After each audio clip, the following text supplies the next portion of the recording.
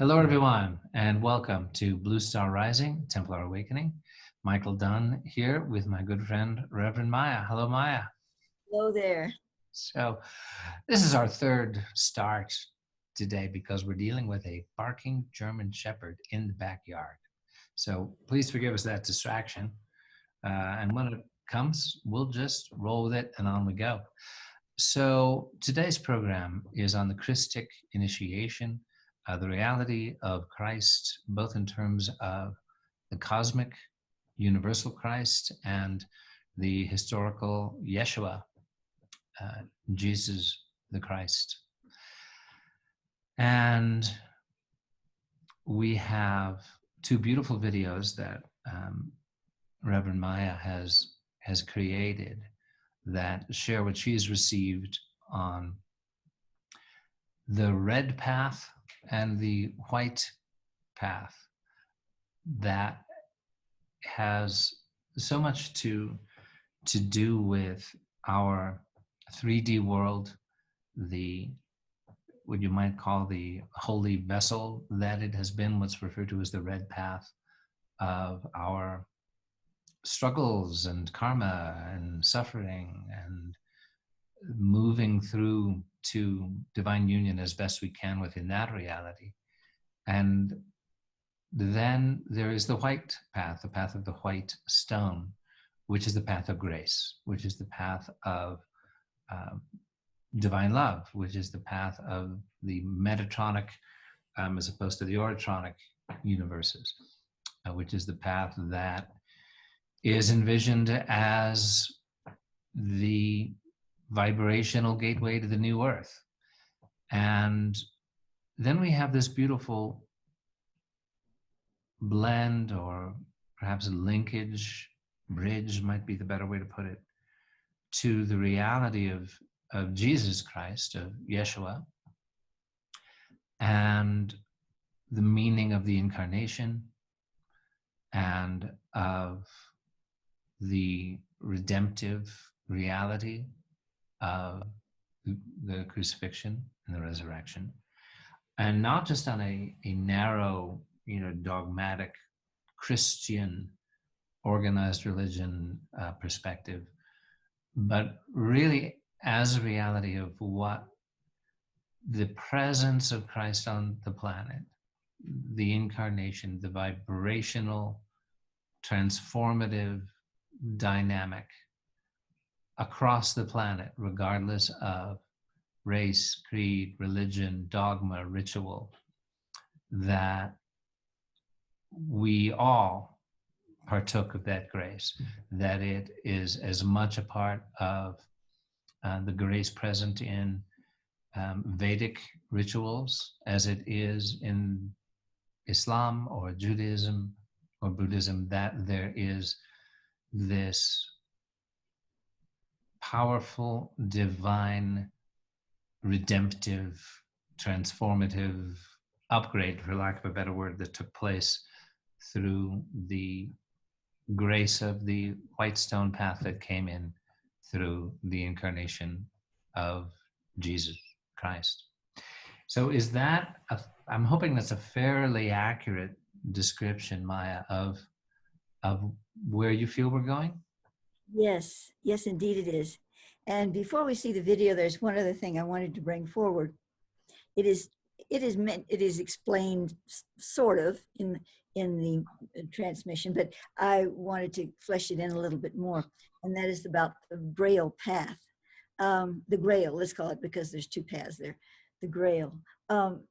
First of all, I received this message, this transmission from Thoth in 1994. And I consider it to be, personally, I consider it to be the most powerful, most direct to the matter, direct to the heart, direct to what it's all about on this planet than anything I personally have brought forth from Thoth. That's my feeling, because somehow it just resonates with me that way. Someone else might have another favorite in the 50 some years of my work, but that for me, it is the most powerful message I ever received from my own self. So it's very close to my heart, obviously. And the Grail, from the Thothic perspective, I know we've talked about it a lot, but try to pinpoint it. And I don't have a definition written down here, but he determines this from the sense of the resurgence of the heart consciousness, because we so lost touch with that in varying degrees when we came down the lotus stem from the higher dimension into the lower dimension on this physical planet. And of course, even in Lemuria, for instance, in the first ages, I mean, there was so much more enlightened than we are now. But nonetheless, it was still a departure from the inscription of light, as he calls it. And so when Melchizedek, Lord Melchizedek, came to earth via Venus to bring the codes of the genetic codes back to us, to relive them, revivification, I believe is what Thoth likes to call it, in the being, because those codes contain the spiritual presence of our divinity. And we still have them. We had them. We never lost them, but we shut them down to a great degree, you know. So when Melchizedek came to the earth with the means to re-enliven this inscription within us to some degree, that was the beginning of the Grail on the planet. Of course, Grail is a mystical term, you know, that came about many years later. But he's using that term because it's a cup. It represents, you know, the Christic vessel. It represents also the vessel within our beings, our heart cup. It represents the DNA codons as they open like a flower in the DNA. So that's why he uses that term. Okay, well, I guess I've explained that as best I can right now. All right. Well, the reality of the Grail as a cup reminds me of something that Carl Jung, you know, the great Swiss psychologist and visionary, noted when he was in America and he visited the Pueblo Indians, actually not far from where I am. And at that point, the tribe was beginning to lose their connection to their ancient ways and their connection to the divine through the role they understood themselves of having as the rising of the sun every day was a ritual in which they not only partook, but which their presence was almost necessary. Their obeisance, their adoration of the sun was almost necessary in their cosmology to the onward flow of life. And there was an elder of the tribe who was talking to Jung and had realized that their way of life was broken. Their connection to the divine was broken. And he said, the Great Spirit gave to each people a cup out of which to drink their life. Our cup is broken. It is really, it still breaks my heart, you know, that our understanding of life and our place in it, that out of which we drink life and meaning, is broken. So that meaning of the Grail is poignant. And then as a symbol, of course, of the divine feminine, of that, you know, sacred receptacle, container of love and compassion, and Sophia, as she is called, as wisdom. It's a very, you know, and there is in the West and in Christianity generally this this concept of the blending, the connection of the Grail to Mary Magdalene and to her divine love for Christ. So with that, I just felt prompted to share that a little bit. Let's watch the video. Well, I'm going to say that it is 20 minutes long, and I usually don't have that long a video in our presentation, but I didn't want to cut out anything of this transmission. And I think Yes, it is beautiful and profound is a word I would use. So thank you for being with us to watch this, and we will be back with you at the end of this video. The Atlantean symbology for the Grail path of procreation was called the Red Road, or Blood Path. Their name for direct infusion of Grail consciousness into the genetic stream was known as the White Road, or Path of the White Stone. The white stone is similar in principle to the Philosopher's Stone, and in its most ancient understanding represents a gleaming or shining pillar of manifest spirit, that is, spirit turned outwardly into the manifest world without any violation of its spirit's higher truth. The outer form of the White Road can be demonstrated in the life of the Christed Master Yeshua. His mere presence on the earth infused it directly with the divine and altered the entire course of its spiritual evolution. In like manner, individual souls currently embodied on earth may walk the White Road. The blood path forms the crucible of human generation within the earth, descended from the ultimately pure Adam Kadmon, or universal man template, into the world. Within this path is found all the human institutions of perpetuation, which arise from the desire to extend one's life and self into future generations. Without this blood consciousness path, humanity would not persist in its survival as a species, nor would it grant the soul the opportunity to evolve through incarnational process. The blood path can manifest in the actions of a Hitler anti-Christic being, or through the body and blood of a Christed Yeshua. Yet when communion is taken through the sacrament of the Holy Eucharist, and the body and blood are transmitted etherically through the host and the wine, the blood path is then transformed into the path of the white stone. For the act of this most sacred consummation is a path into grace, and grace is the mantle of the path of the white stone.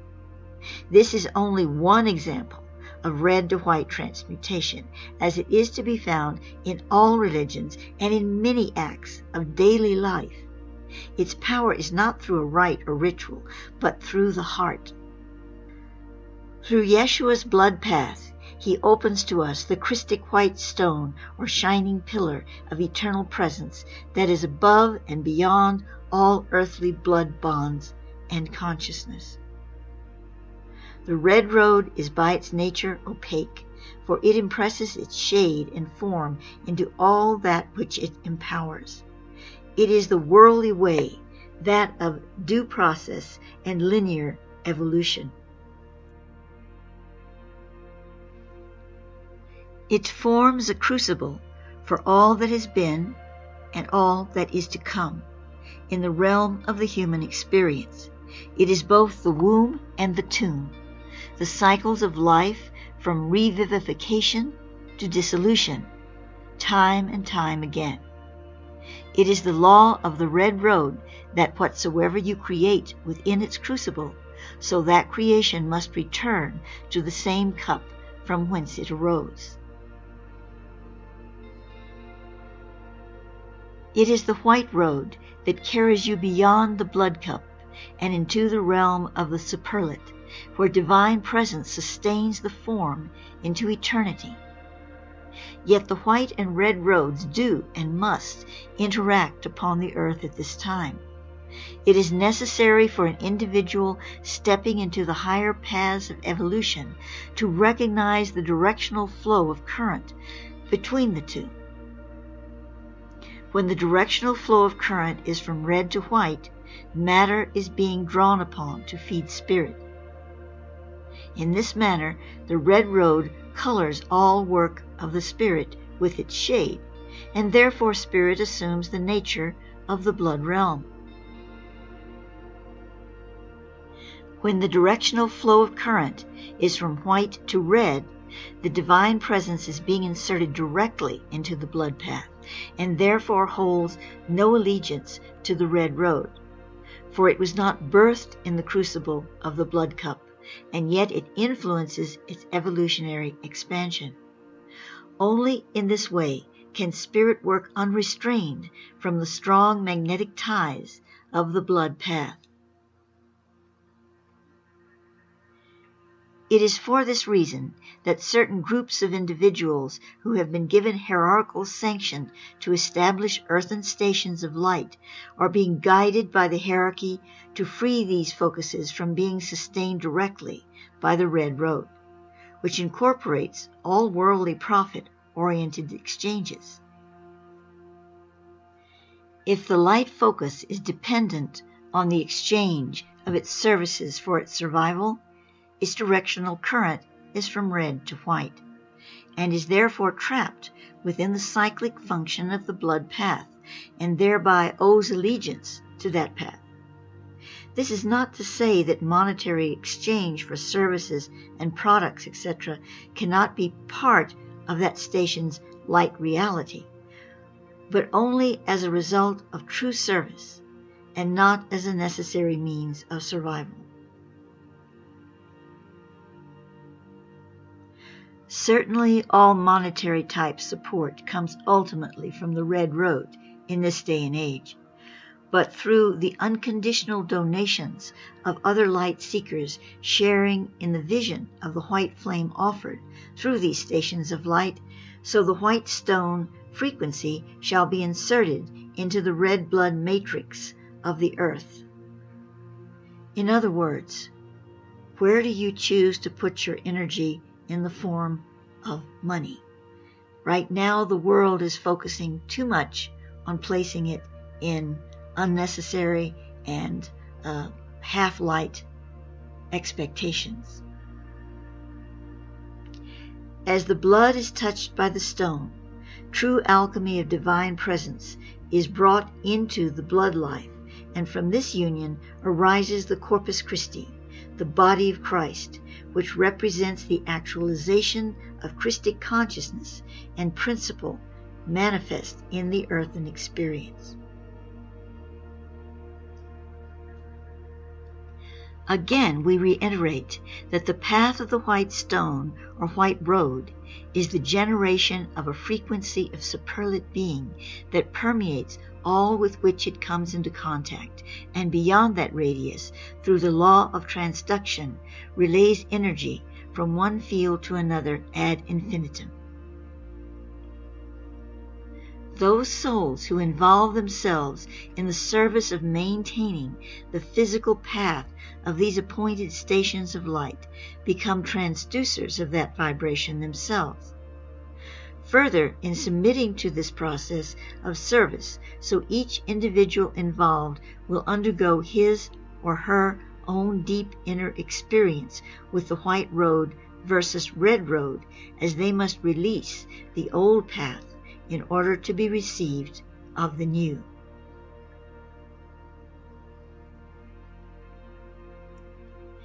When the Christos bore the mantle of its host, Yeshua, and walked thereby upon the earth, he was the living white stone come among you.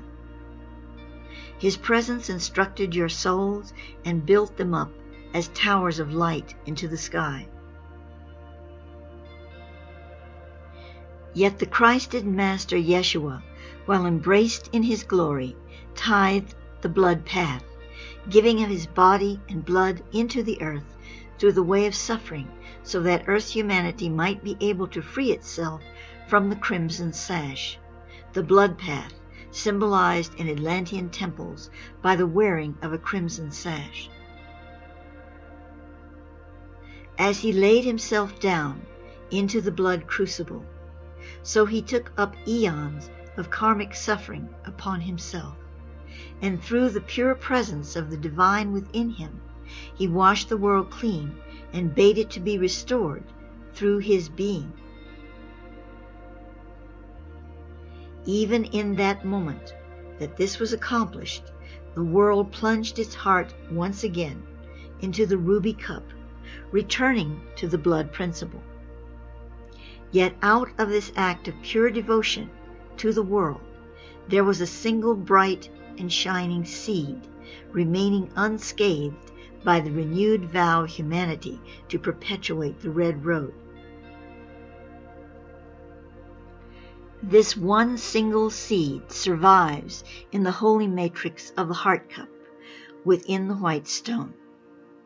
It is tenderly guarded by the angels of Christ and transplanted again and again into the hearts of the new hierophants to whom the scriptures of light are revealed.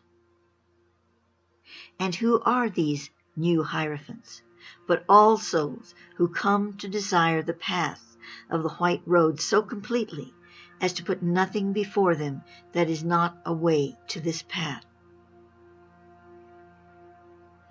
To hold divine presence in the earth is not a virtue held exclusively for angels and gods. It abides at the very foundation of the human experience as God-engendered consciousness made flesh. Such an act requires only a great and loving desire to serve spirit beyond the manifestations of personal will and power, identity, or cause.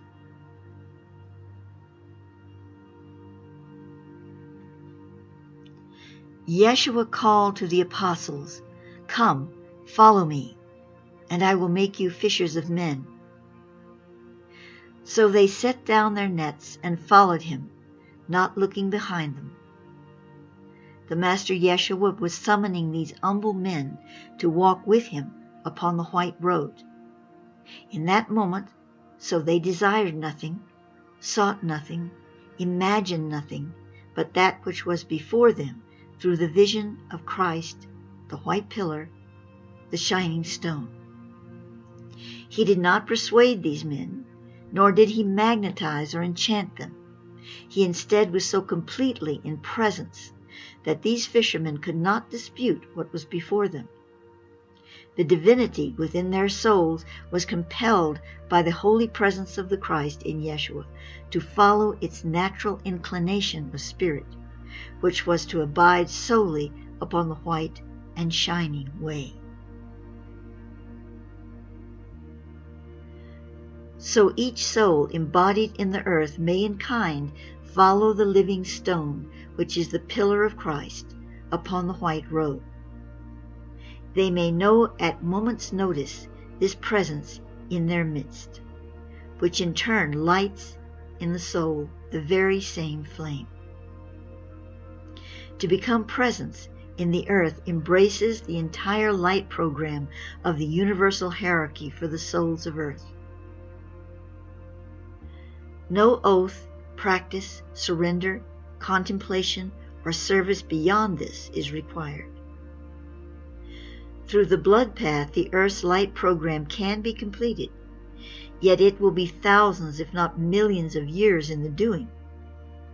By taking up the path of the white stone, and thus assuming the Christic mantle, not in a religious sense, but in a spiritual sense, which may be embraced by souls upon the path of any God-based religion, so eons are erased from the karmic clock, and mankind is in the moment at the throne of God.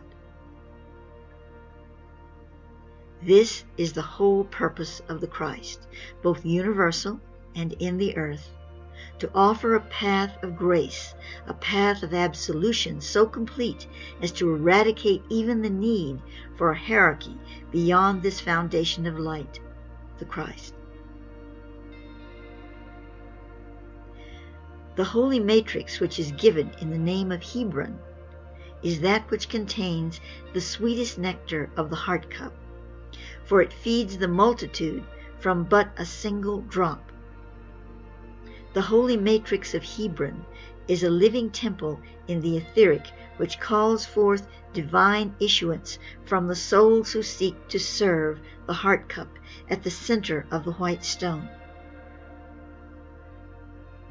For the soul who cries, "I am thy vessel, O Lord," so the holy matrix opens its flowered cup, and the stone becomes the elixir of eternal life.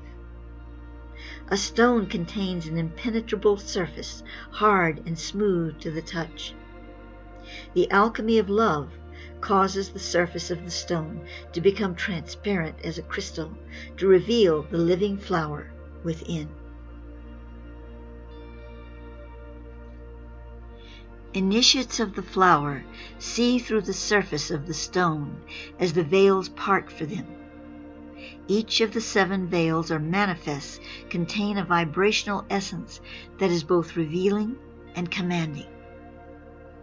Once gazing upon the interior of the manifest, the soul cannot but come forth from the tomb.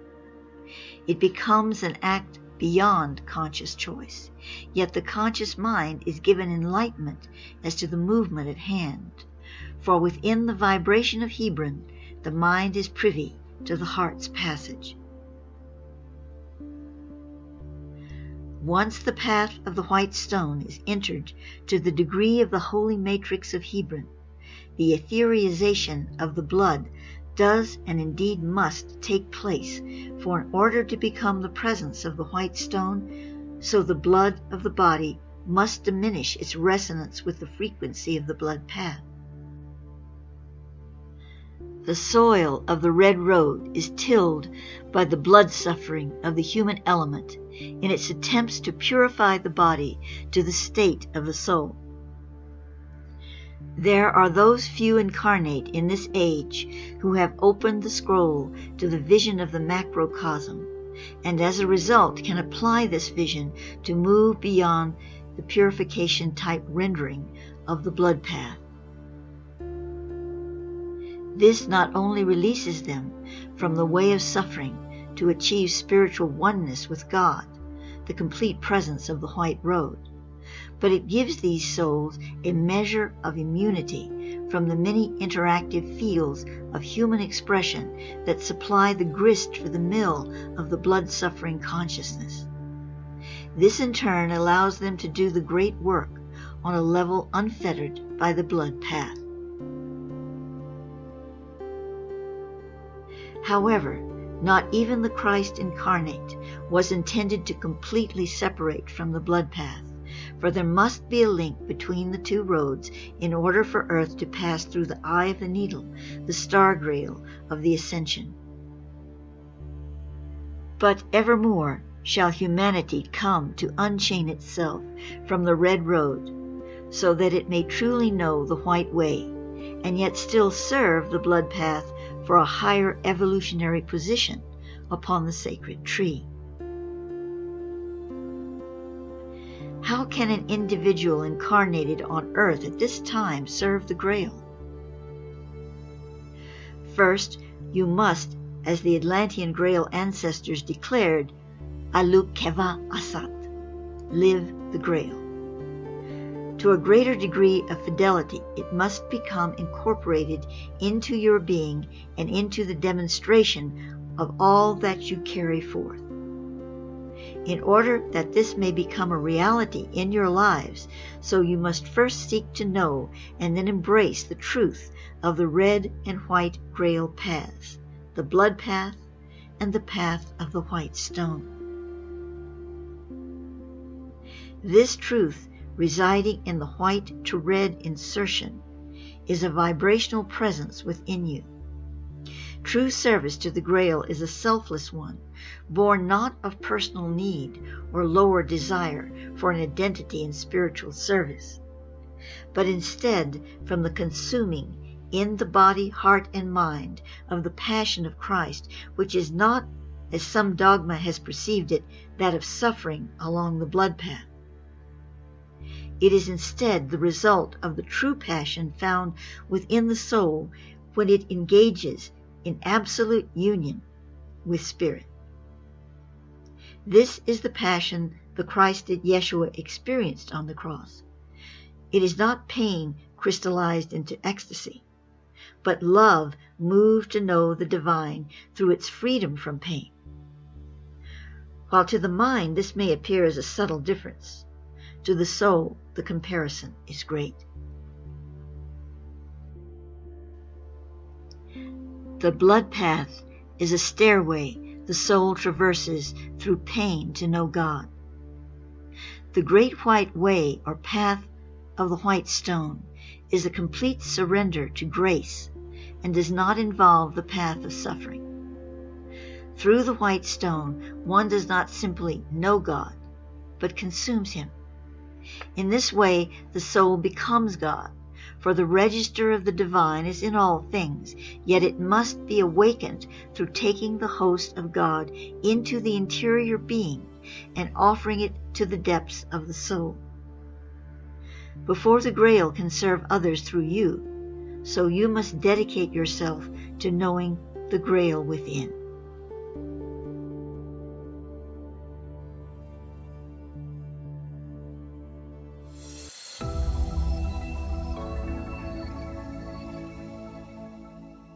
So, Maia, would you like to take us through this exploration a little bit and what we've just seen? Well, you know, it's so rich into itself. It doesn't need a whole lot of explanation, but there are things that you can look at and kind of unwrap, you know. Mm-hmm. And I've listened to it several times since I made it the other day because, again, I'm so taken with this particular transmission. I can't explain what it does to me, but when I first tried to read it into the video, and I'm familiar with it because this is one of the things I've read many times since I love it so much. But when I tried to read it in the video, I just started breaking down crying at certain parts. I stopped and start over again. Mm-hmm. That's how much it moves me. And I feel that the core of that for me is the longing to reconnect to that incredibly beautiful stream of the white way, the white road, the white path, whatever you want to call it. It's so enlightening because there's no gravity to it. There's nothing that weighs you down. When one is looking at the mystics, for instance, of history, and the beautiful souls like Saint Teresa of Avila, I believe her name, and some of the others. What was the one that she knew so well? The man, Saint John of the Cross. Yes, Saint John of the Cross, and I'm just giving those as examples. But so many of these persons and true sainted beings of the past, so many of them had to suffer so much. You know, some phase in their life, and that suffering brought them out and to this as Thoth calls it, crystallization of suffering, brings you to that illumined divine spirit. And yet, and this is not to make light of, maybe I shouldn't say light, to make dark of the great mystics, but they were living that path as Yeshua had to live it on the cross to bring us to a point where we did not ever have to do that again. Now, we unfortunately aren't there yet, but I feel we're so close as a spiritual condition of being. Close is a difficult word, so maybe I shouldn't even say that. But to my heart, that's the way it feels. Because all that they did and all the suffering that they went through, they were acting out a dynamic, a necessary dynamic of the red road. But it is one that will always have to give back to the cup. It will always have to go back and cycle it over again. There'll be more suffering. There'll be more saints who suffer, and they'll come back to the cup, and then there'll be more saints that suffer, and they'll come back to the cup. The cycle is broken by the white insertion into the red, by the grace insertion into the blood cup. And we're so, again, close to recognizing that, beginning to live in a way that piece by piece, level by level, unwraps that suffering element to where there's no longer such a great need for it until finally there's no longer a need for it. And it's such a liberating thought, a liberating feeling in my bones when I think about it, when I hear that message. I think that's what breaks me down, because we've all been through a lot of suffering. Maybe some of us more or less in this life, but I'm talking about as souls on this planet and all the incarnations we've had. And those of us who have made it through to this point, to a point where, as imperfect as it may be, we have developed a spiritual presence because of it, because of what we've lived through. And we look back at it now and we go, okay, that was then. And it's brought me up to this point, and I recognize that, and I bless that path. But now I can turn it loose. Don't have to give it back to that cup. I give it forward, pay it forward, to the divine spirit, to the white way, to the way of grace, that touches you on the forehead and changes you into light.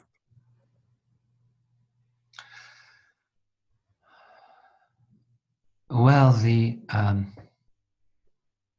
when I think of the Christian saints who, and I grew up Catholic, suffering was just to be emulated, to be admired.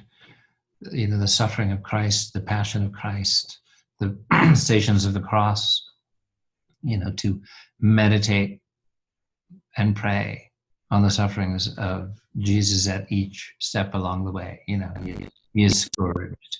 He is made to carry the cross. He falls. He falls again. He is nailed to the cross. These then to meditate at each station of the cross upon the redemptive suffering of the Savior. It is very much bound up with traditional Christianity, particularly Catholic Christianity. And you look at some of the lives of the great saints, St. Francis of Assisi, of course, suffered a great deal. They had the stigmata, was the first Christian saint that we know of to have received the stigmata wounds. In fact, amazingly, if you go to Assisi, they have relics of both St. Francis and St. Clare on display. Now, that was 800 years ago. St. Francis and St. Clare in Assisi. And they actually have a sock that St. Clare and her nuns wove for Francis. And they actually have this sock behind a glass case on display, and the sock is stained with the blood of the stigmata from his foot, which is, if you go Catholic, that's a fairly awesome thing to behold. And they also have St. Clare's hair, her beautiful, golden locks that were cut from her head when she was a young woman and chose to become a nun. So it's pretty awesome stuff. But I'm also reminded of St. Catherine of Siena, who people would come to her because they were sick or because they had terrible troubles. And as she spoke to them, she would receive their symptoms. So she was suffering as she was taking on their karma and taking on their diseases. And so powerful was the sanctity that emanated from her that people would come into the room with her and she's just radiating this sanctity. They would fall to their knees in the presence of this holiness. And then she'd be counseling them and receiving their illnesses and curing them. And the bishop scolded her and said, I have received and understood, Catherine, that people who come to you fall on their knees in your presence, which of course is blasphemous, right? And she said, oh, is that what they're doing? I had no idea. I was so busy reading their souls, I didn't even notice their bodies. I love that story. But to return to what you're talking about, the way of grace, that all that suffering just tends to be the necessity of redemption cycle. And it corresponds in my mind to what I've learned in my spiritual path and practice, in Self-Realization Fellowship and the teachings of Paramahansa Yogananda, talks about how there is karma and there is grace. There's cause and effect, and the samskaras, the grooves we run in our brains from repeated thoughts and tendencies over incarnations, the karmic grooves that get woven into our astral spine and that interact with the zodiac as it moves through its lawful cycles and activates our karma, and we have to live it out and learn it, or else we live it out again. But then there is Kriya Yoga and the practice of working with the life force in the spine, combined with devotion, with love. And that this is where Divine Mother comes in. This is where, the Grail path comes in. This is where the White Stone path of redemption, of freedom from karma, from the wheel of it comes in. And, particularly in the unique grace of Christ, that love cancels out law, that sufficient love and surrender and devotion can, in fact, take us out of the endless wheel. And so that it's my impression that it's very similar to the dynamic you're describing here. Does that land for you? Okay, and we are back. A little eruption, folks. We had a little technical glitch. Yeah. So, Maia, you wanted to talk about the sacred act of Holy Communion in a Yes. non-sectarian. I know it was mentioned in the video, and I don't think, Thoth was speaking about it in a certain way that I understood, but there was no real explanation of that as much as I wanted it to be. When he's speaking about the Holy Communion, he's speaking about the true communion, the one that he gave at his table with the little cup and the apostles around him, and how that was carried out in the early church in very similar energy and focus, and understood as such. As time progressed, it became fancier, more political, and I'm not saying that it's no longer viable. I'm not saying that at all, because it's in the heart.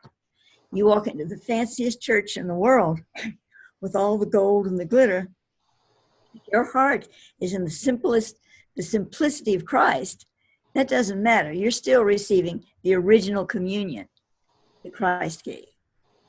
So, but he's also saying, as it's stated in the video, that that's not the only way to receive the white stone, the path of grace. He's giving that as an example because Yeshua gave it as an example. He sat there with his people, and he offered this as a means, a way to connect to him in the grace factor of the Christ that he carried within him. And it's still a very viable way to do so. But as stated in the message, you can do this in your daily life in many ways. You can do it in, no matter if you're a Buddhist or a Mohammedan or whatever, you can still enact that sacred union in your own way, in the miracle of your own life. So it doesn't require Holy Communion. But that was given as a prime example, because it was what Yeshua offered to the world at that time. Mm-hmm. In that. Yeah. And it's so important these days for us to be able to understand and share with people this universal sense, to completely claim and own and be grateful for the redemptive reality of Christ, of the universal Christ consciousness as manifest in the physical body of Yeshua, to claim and anchor and ground that in our own hearts, while honoring the equal paths of grace contained in other religious traditions, that the divine reaches out, as it says in the Bhagavad Gita, by any path on which people approach me by that same path I approach them. You're coming to me on this path, I will come to you on this path also. Yes, yes. And it's, particularly in this time when there's so much divisiveness being promulgated everywhere we look, to resist that and seek that which unites us. And this is very much, I feel, a central part of our work here in the Johannine Templar order, the Light Templars, as we are referred to in these two videos you're sharing, Yes. is to uphold the unique divine reality and value and redemptive impact of the universal Christ. And that's our part, that's our role, that's our work, to, as you shared with me one time, to lift his living image from the clay.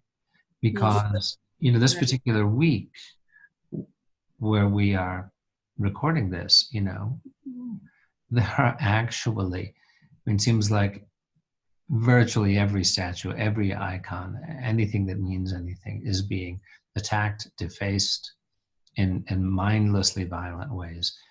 And that stained glass windows of Jesus, is now being essentially demonized as a white male.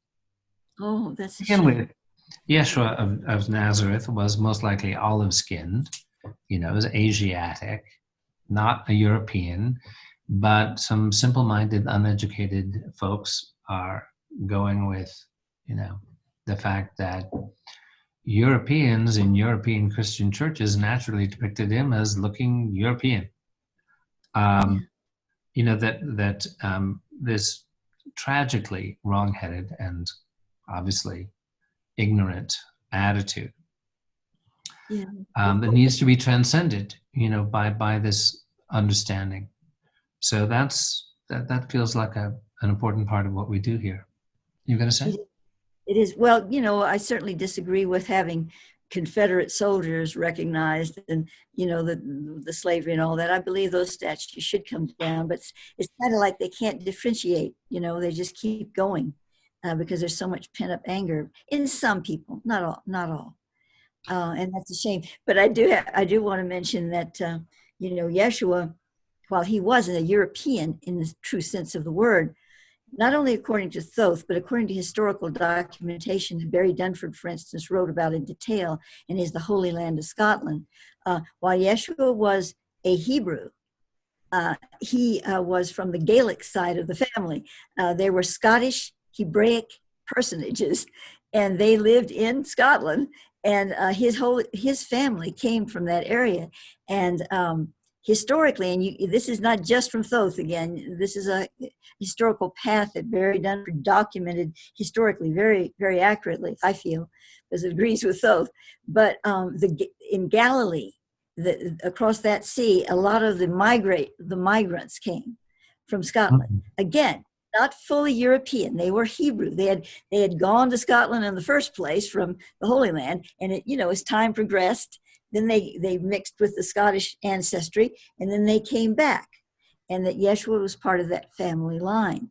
So no, he wasn't a pale, lily white guy with, but he had an olivey texture to him. But he also had dark auburn hair and sort of a deep indigo blue eyes.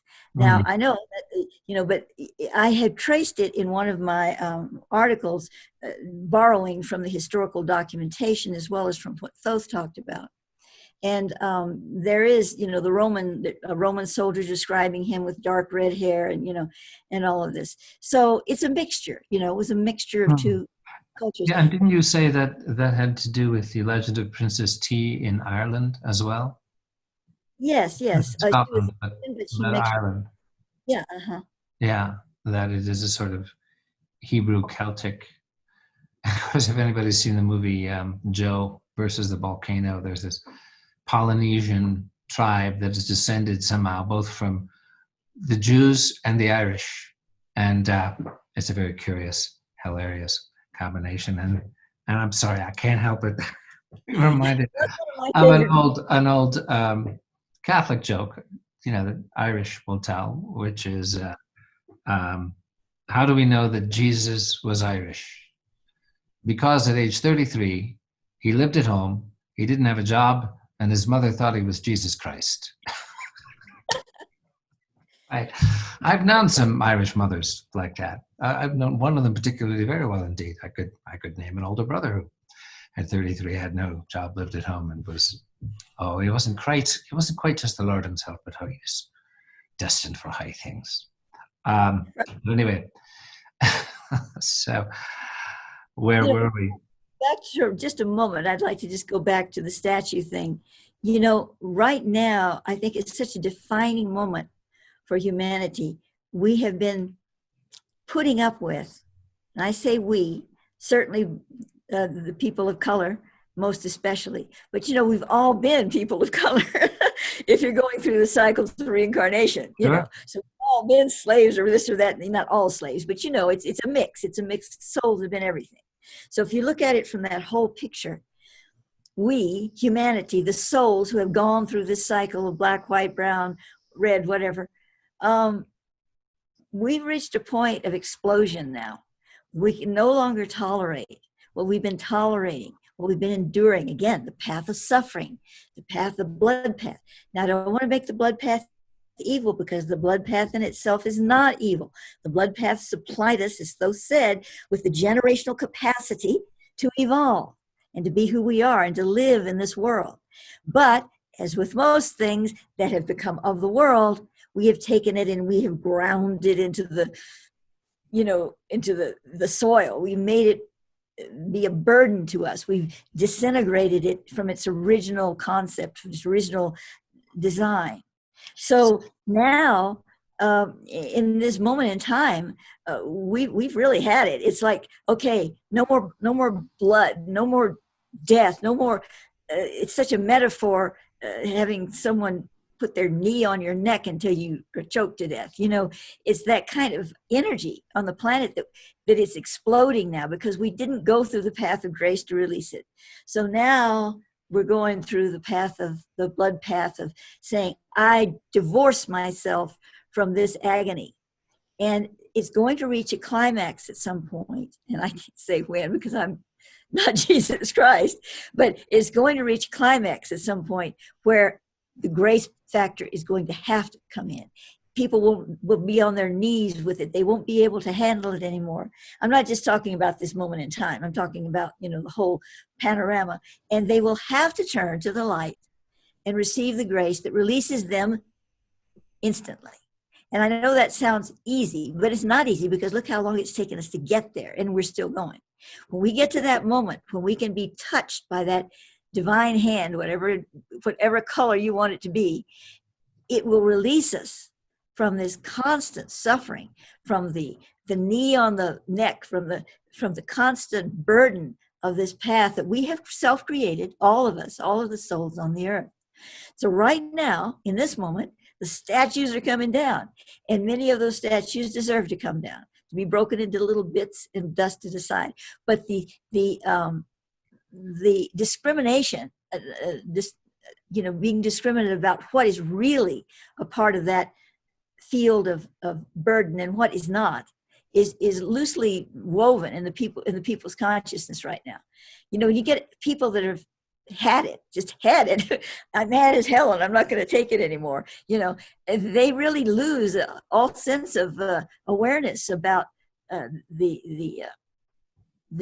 difference between one ideology and another. Yeah, and it can be tragic, the loss that we suffer when things like this are destroyed.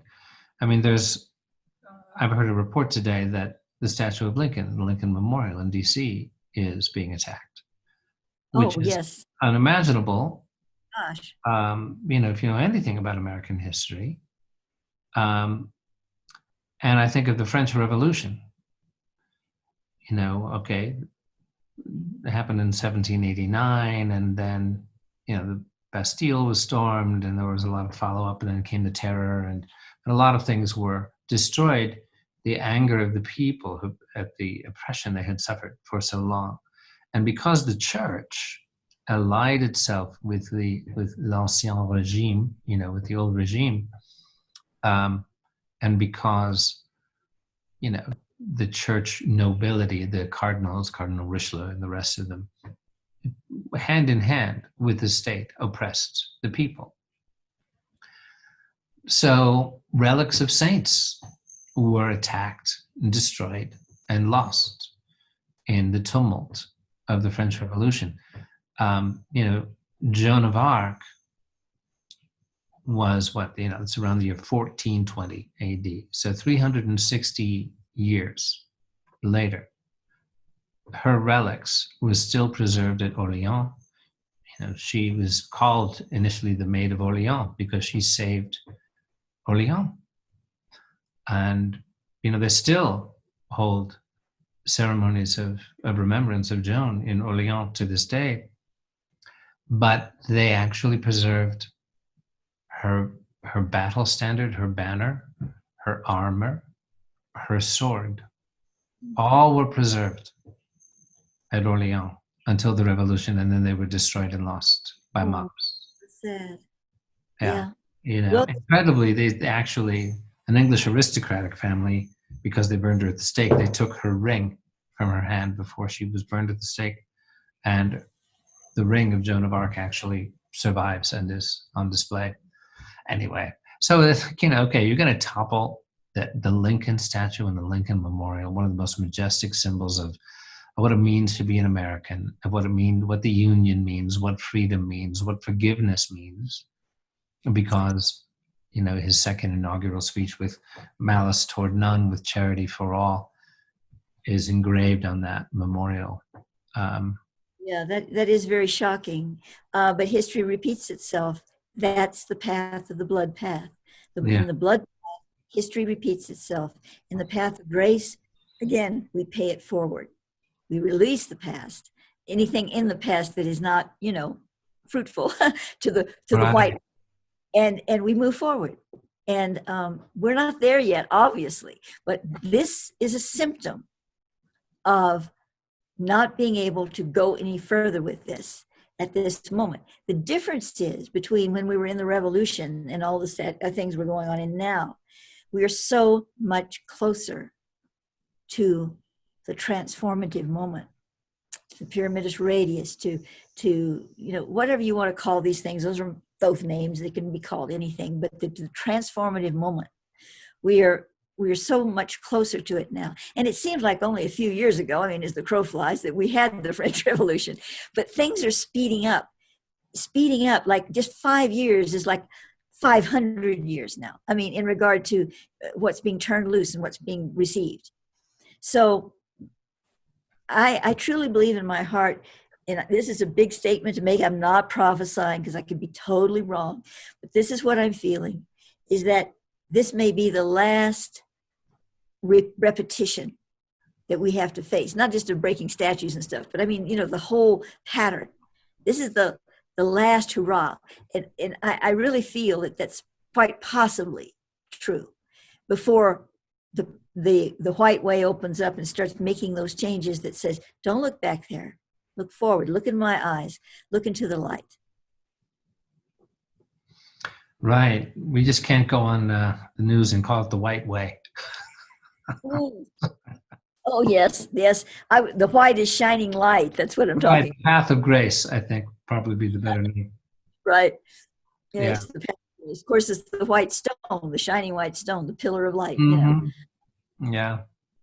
Well, let's talk about the other video, the Christic initiation. Do you want to share with us what this one is? Yeah.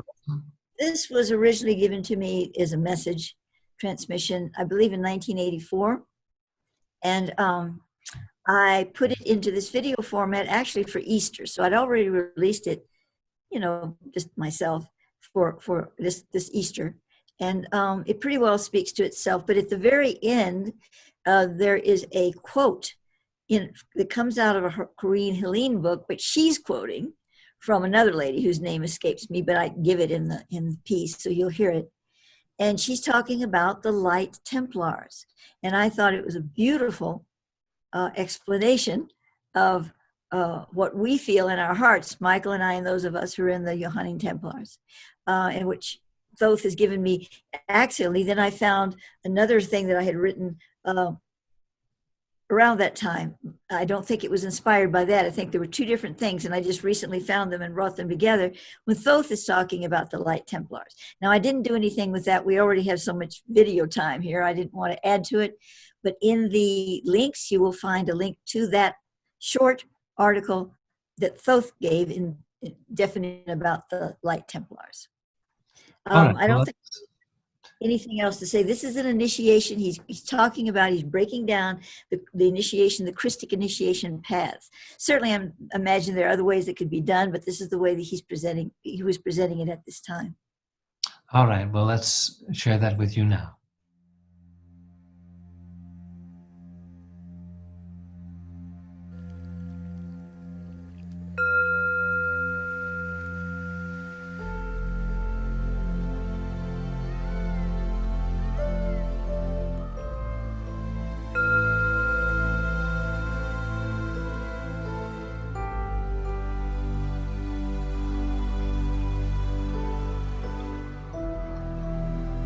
The first 7 Mazarothic thresholds of Christic initiation. The first, moment of awakening. All subtle emanations of the divine coalesce in the heart to free the mind and prepare the supersensitive self for divine receipt.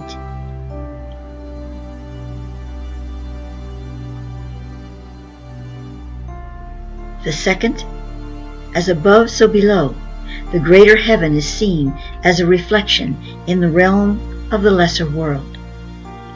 Fallen aspects of self become radiant in the redemptive power of light.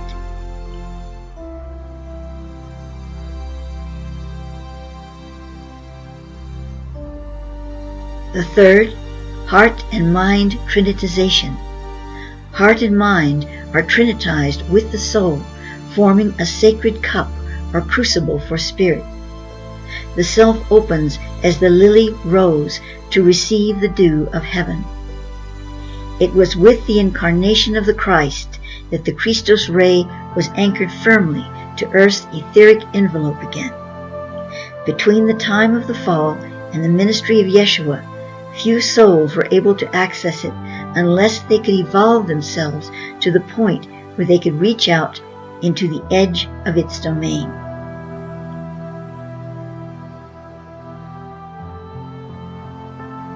The fourth, the foundation stone established.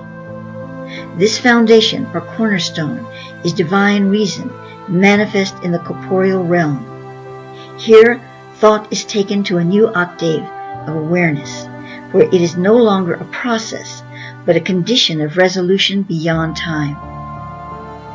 The mystery is revealed, and the revelation is found within the human body as a path to the stars.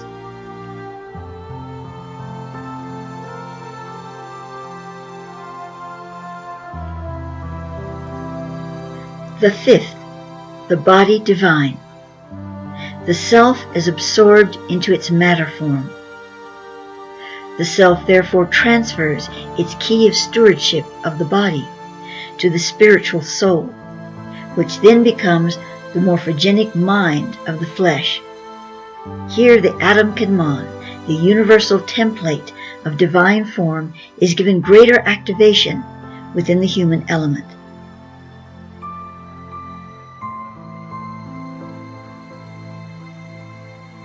The sixth, the anointing. The soul is anointed by the greater spiritual orders and receives divine grace, which is given forth in stages of initiation through the sixth threshold of the Mazaroth.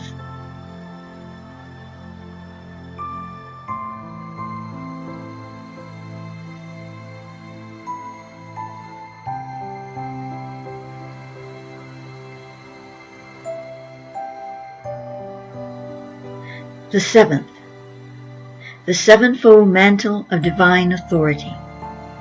The soul incarnate is given power and authority over specific Christic service in the world.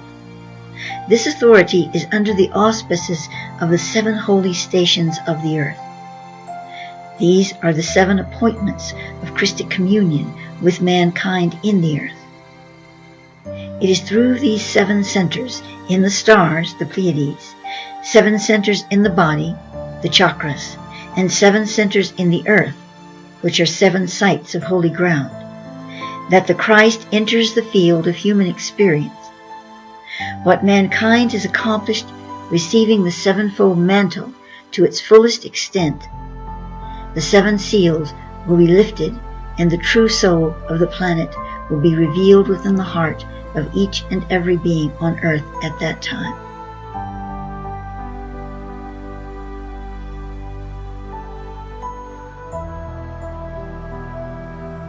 Revelations 2:17-20. And when I saw him, I fell at his feet as dead. And he laid his right hand upon me, saying, Fear not, I am the first and the last. I am he who lives and was dead, and behold, I am alive for evermore. Amen. And I have the keys of death and of Sheol. Write therefore the things which you have seen, and the things which are, and the things which shall be hereafter. The mystery of the 7 stars which you saw in my right hand, and the 7 golden candlesticks. The 7 stars are the angels of the 7 churches, and the 7 candlesticks are the 7 churches.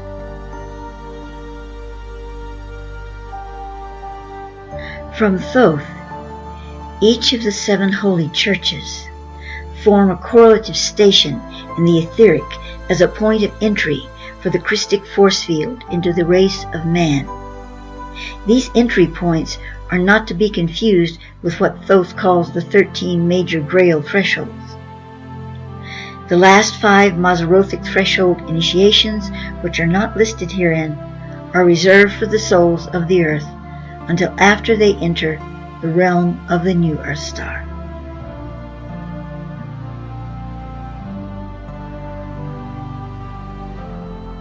I read to you now from Corinne Helene's New Age Bible Interpretations. An interpretation of the Sun Seal of the Light Templars by Ruth Harwood. The radiating balanced pattern of the sun is our bright symbol of life's many in the one. Joyous redeeming structure of Earth's brotherhood, built from the shining substance of eternal good. In the marathon of souls, it is not the swiftest runner who wins the race, but those who reach the goal with their torch still burning. The vibrant center of this pattern is the flame of soul's valiant consecration. Chaliced hands represent doers of the word, disciplined and willing instruments of the living Holy Grail within each one. Symbol of spiritual illumination in the Western world is the full-blossomed rose, and radiating stamens are like mankind around the earth in circle of loving fellowship. These stamens are 36 in number, as are also the seeds of light upon the outer circle, one for each decant of 360 degrees. Lightly the divisions of the zodiac are suggested, the cardinal cross and 12 spaces of the circle. Let the heavenly order and harmony be manifested in our earthly lives. Let us be one in circle consciousness, knowing that each radius is a true and direct pathway to the center, and each disciple is upon his journey from the source along his own beam of light. Like little ships are these outer forms, or like seeds of light towards an immortal harvesting. This seed outline is formed of the intersecting arcs of 2 circles. It is called a vesica piscis, and is that part of a fish which holds the air and gives it power to jump from water into air, Thus, it is a perfect symbol of bridging from the Piscean into the Aquarian age. Used widely in Gothic architecture as archways and as enclosures for figures of saints, Madonna, or the Christ, it is called a pattern of glory and of resurrection. Interpreting this form as seeds of light, it is composed of two hearts, the one outward turning to the world in myriad ways of loving service to mankind, the other inward, burning in dedication to the eternal light. The chalice of the Holy Grail within each one is connected in a flowing current of universal love around the whole circle of earth. Sun Seal of the Light Templars, symbol of radiance and valiancy in the new age of the risen Christ. Though this ideal may inspire expression in outer groups of time and space, it is primarily a kinship of souls of high dedicated vision, and each within his inmost heart knows that he is one in the order of the Light Templars.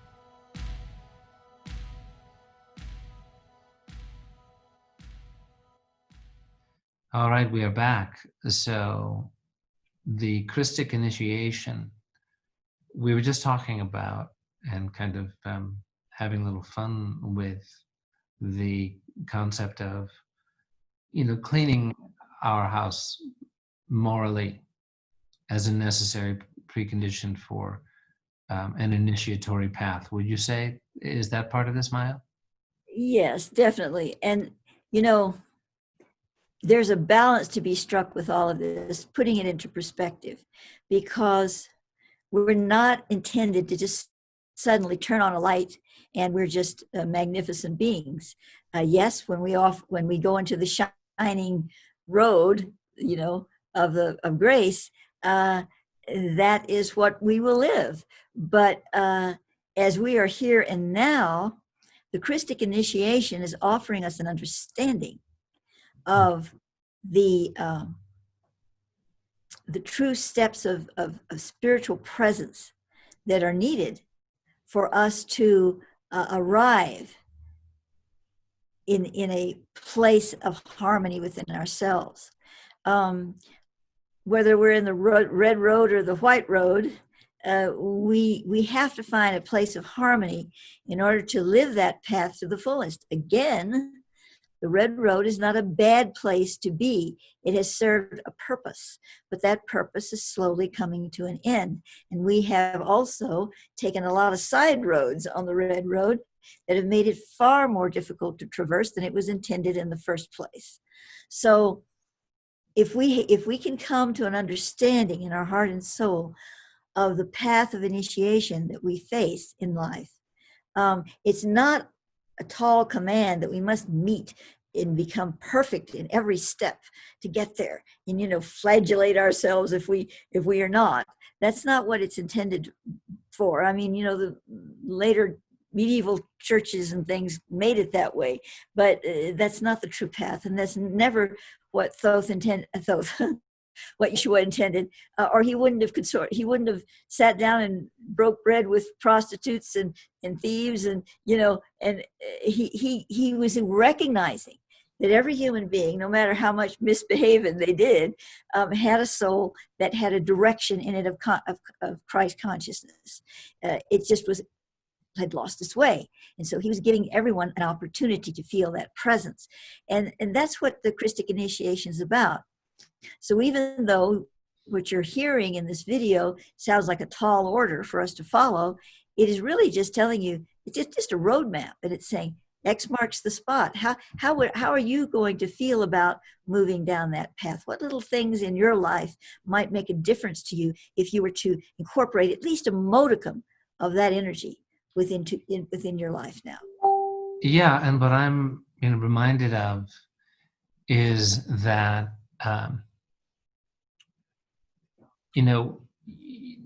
the very important reminder to people that we don't need to be perfect to attempt this path. It's like, oh, well, I mean, that's for saints, and I ain't no saint, and I ain't likely to become one. A saint is a sinner who never gave up. I mean, in my path, Yogananda said the greatest sin is to call yourself a sinner. Now, yes, we've, through ignorance of God's laws, we've, piled up karma and gone down an ignorant path. But there's a quote from Yogananda's guru, Sri Yukteswar, where he says, the past lives of all of us are dark with many shames. Human conduct is ever unreliable until anchored in the divine. Everything in future will improve if you are making a spiritual effort now. So to just have the humility, and yes, it's courage too, but humility to say, okay, well, I'm going to start. I'm imperfect. I will keep striving. I will fall. And I'll probably keep falling for a while, but I'm just going to keep coming back. And whatever practice you're drawn to, whether it's as simple a practice as watching the breath, calming the heart rate, calming the thoughts, and repeating the divine name, one of the 108 or 1008 divine names from the heart with devotion, saying, I love thee, Lord, or thou and I are one, fill me with thy love, some devotional phrase, or take the name of Divine Mother or one of the great saints, or of Jesus, especially, the famous Jesus prayer, Jesus Christ, have mercy on me, of the Pilgrim's Prayer, that spiritual classic, and simply to repeat it over and over and over again from the heart, concentrating at the heart or the spiritual eye, that can have a transformative effect on your consciousness. Do it for just 15 minutes a day, if you can, morning and night. And then try to carry that consciousness, that feeling of love and attunement with the divine, that guidance with you through the day. And you'll run into challenges, and you'll get angry, or you'll hurt somebody, or you do something stupid, and just, okay, you're a human being, that's life, it'll happen. And you just keep coming back, and you keep coming back, and you don't give up. And eventually, you're pouring in that clearing water. They say often when you start a meditation path, you have a teacher and you say, well, I'm practicing meditation, but my mind is worse than ever. I have all kinds of terrible thoughts are being stirred up, and I'm thinking, bad, wicked, filthy thoughts all the time. And it didn't happen until I started to meditate. So yes, that's because you're pouring in the water, the cleansing water of the divine name, and it's stirring up all the mud at the bottom of the glass. It's going to get stirred up. Just keep pouring in the clarifying, cleansing grace. And that's what kind of feels like it's happening with the red path and the white. The grace of the grail of the path of grace is flowing in. And yeah, there's still a lot of old muck being stirred up. But there's a story told of Yogananda, where there was a carpenter who was helping to build one of the temples. And this is in the 1940s. This is actually, I think, Hollywood Temple on Sunset Boulevard. And there was this carpenter who was very devoted to Yogananda and to the work. And he was helping, and he was an alcoholic. And he kept struggling, and he was, trying to do his meditation, his Kriya Yoga. And he kept drinking anyway. And yet he had this devotion to Yogananda. And so one day he came to the work site to help, and he'd been drinking, and he was clearly drunk. And he was so ashamed that he broke down and just cried in front of Yogananda. And Yogananda consoled him and said, just keep doing your Kriya Yoga, even if you have your bottle of liquor in one hand and your Kriya beads in the other. Keep doing your Kriya. Just keep on, and don't condemn yourself as a sinner. Don't blame yourself. Just keep on keeping on. And eventually, your joy in meditation will become such that this will just drop away. Oh, that's And so beautiful. he did, and that's what happened. And it feels like, it is just so easy to think of ourselves as, oh, I can't meditate, and I'm just not suited for it, and I have too many bad habits. And yes, we have to be making an effort. I mean, I know of one story about a young man at the Hollywood Temple. There was a saintly monk there who was our counselor, Brother Bhaktananda, and this young man was very enthused about meditation. He was meditating a lot, and he made some progress and was feeling peace and perhaps even beginning to see the light in the spiritual eye in meditation. But then he was hitting this limit and this roadblock and this restlessness, and he came to Brother and was counseling with him, and it came to light that while he was meditating and doing all these techniques and lessons, that he was carrying on affairs with several different women at the same time. And so Brother said to him, this is not really consistent with the path for you to be doing this. If you're wondering why you're experiencing blockages in meditation and you are living this kind of disorderly moral life, well, this is, and the young guy said to Brother, he said, well, Brother, I want to be a yogi, not a saint. So the Brother said to him, good luck. Let me know how that works for you. Right? So anyway, we just keep on keeping on, as one of the monks likes to say. And eventually, the grace comes in. Yeah. The beauty of that story to me is that it's one thing to, obviously be imperfect on your path, but it's another to draw the limit as to how far you want to go. Oh, yeah. Say, well, I don't want to get too serious about this. I might actually get enlightened, and then I'd have to give up all kinds of pleasures. Yeah. Well, you just wouldn't be interested in them anymore. That's all. You would have no attachment for them, and it doesn't mean that you can't have strawberry shortcake or an ice cream sundae once in a while. Yeah. Just means you won't live for your ice cream sundae and be terribly bereft if you don't get it. Yeah. Oh, let's see. There was one other thing I wanted. Well, I did talk about the Light Templars, but Michael, I kind of like to go back to that subject as we're winding down here. Yeah. And what that means to us and what we're doing here in Crestone in our lives, and how, even though it's a very humble situation, we don't have some big order, we don't want some big order, but I'd like to hear your take on that. Well, it's interesting because, as you know, I've been posting chapters from the book I wrote, which the working title is From the Gold to the Goddess, the chivalry and the return of the Templars. And I wrote the book 2 years ago, and now I'm revising it as I'm sharing it on Facebook. And the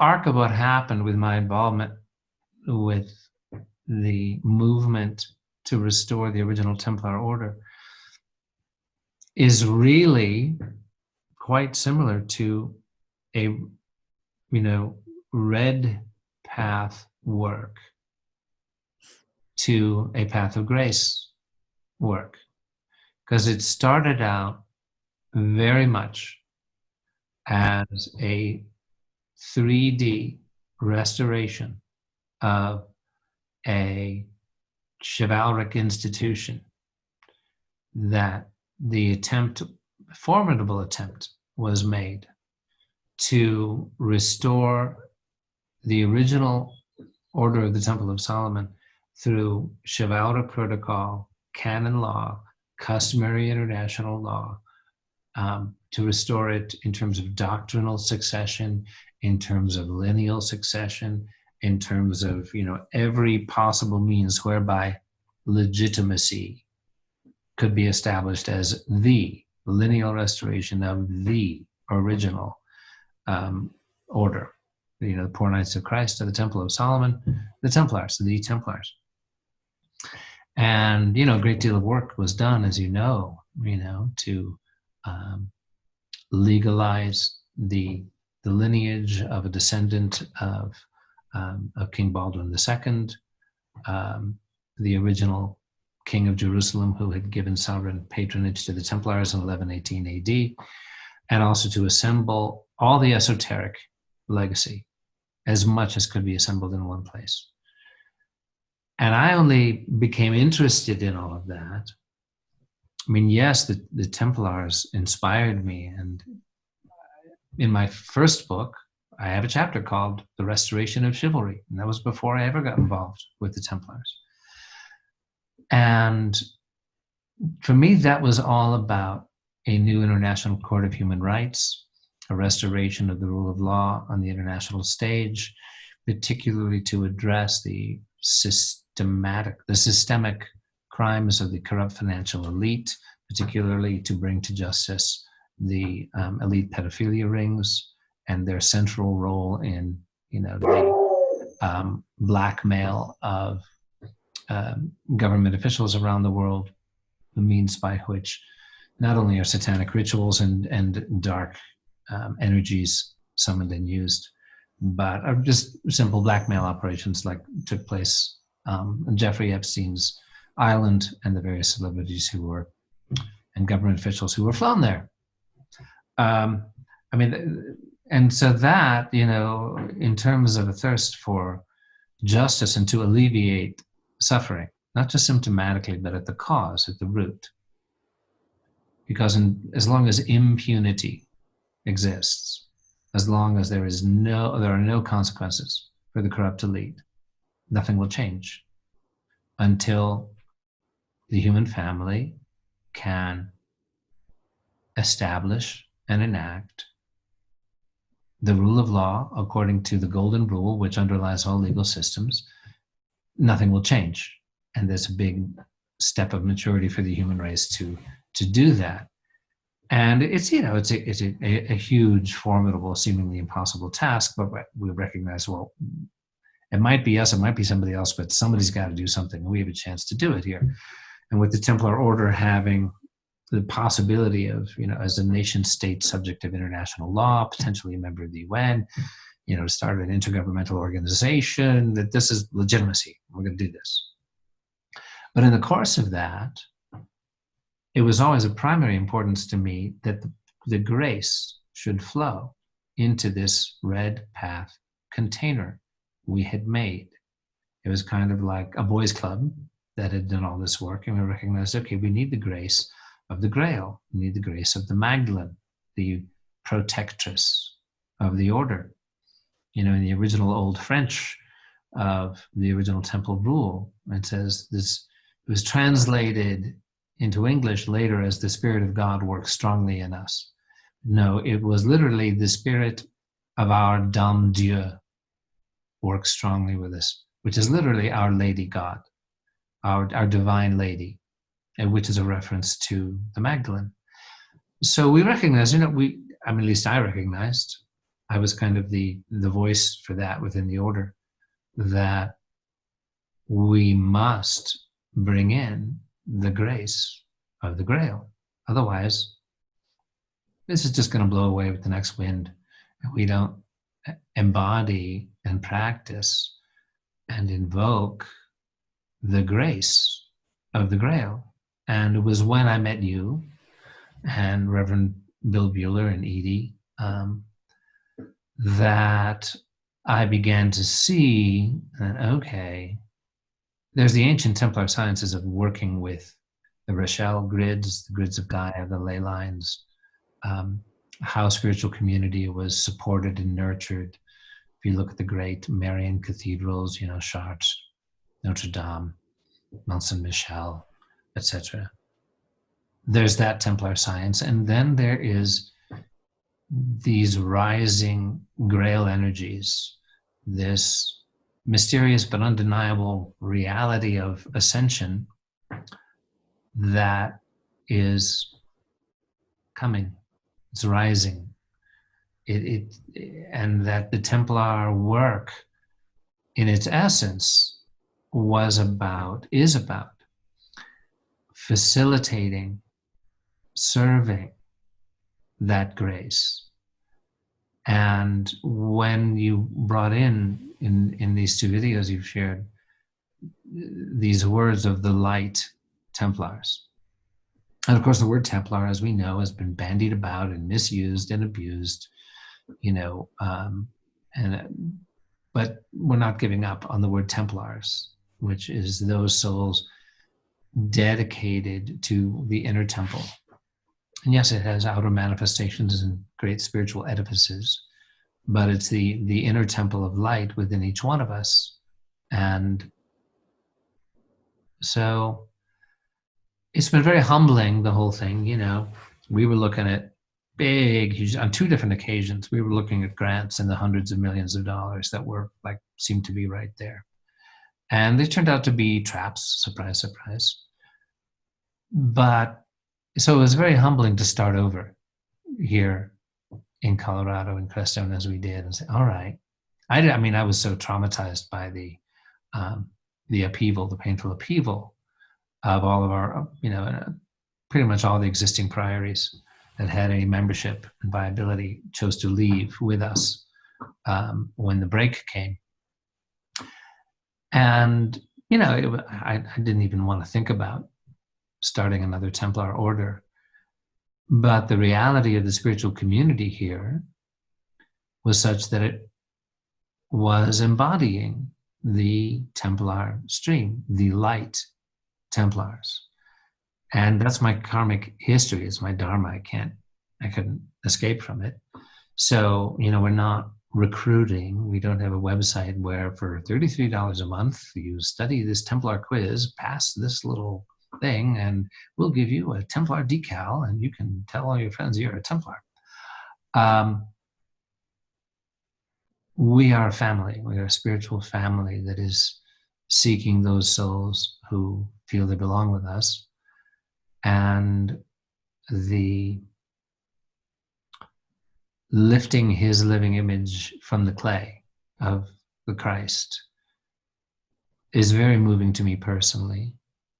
And more will be revealed. It feels like the work we're doing, there's you and I here having this conversation on Blue Star Rising, the Templar Awakening, is itself an important aspect of the work. That more is meant to be drawn to us.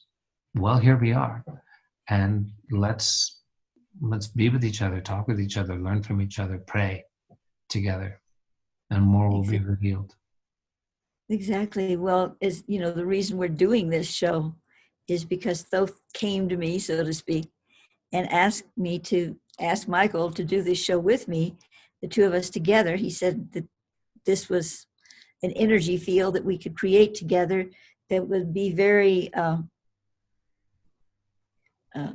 dynamic for spiritual content and receipt for people during this difficult time.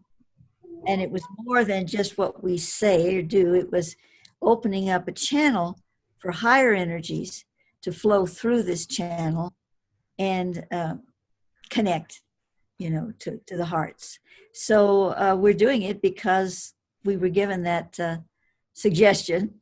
I don't ever like to call it, it's certainly not a command, and I never like to even call it an just a little nudge. Yeah, I like to say nudge. Yeah, that's one of my favorite words.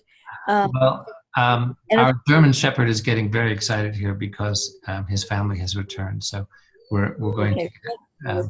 I think it might be a good moment for us to wrap up our sharing today. Did you have anything last word you wanted to say? Are we good?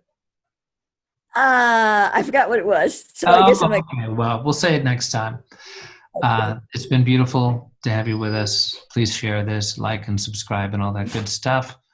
And God bless us all. We'll see you next time. Thanks for being with us. Bye for now.